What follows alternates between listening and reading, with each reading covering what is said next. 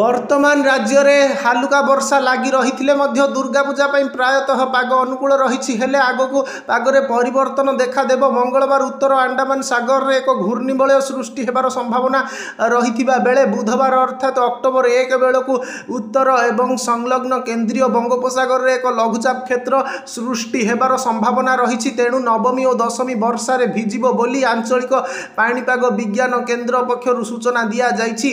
दक्षिण ओडिशार विभिन्न जिले एवं उत्तर ओडिशार किछि जिले हालुकारु मध्यम धरणर वर्षा किंबा घड़घड़ी सहित वर्षा हेबार संभावना रही। विशेषकर मालकानगिरी, कोरापुट, रायगड़ा, गजपति और गंजाम जिला येलो वार्निंग जारी करा जाइछि। सेहिपरि पुरी, खोर्धा, नयागढ़, सोनपुर, बौद्ध, नुआपड़ा, बलांगीर, कलाहांडी, कंधमाल आदि अन्य समस्त जिले में बिजुली घड़घड़ी और पवन सहित वर्षा हेबार संभावना रही। प्राय 4 तारिख पर्यंत एभली पाग लगी रहिबो बोली आकलन करा जाइछि। अपरपक्षरे मंगलवार महाअष्टमी रे मध्य राज्य में वर्षा हेब।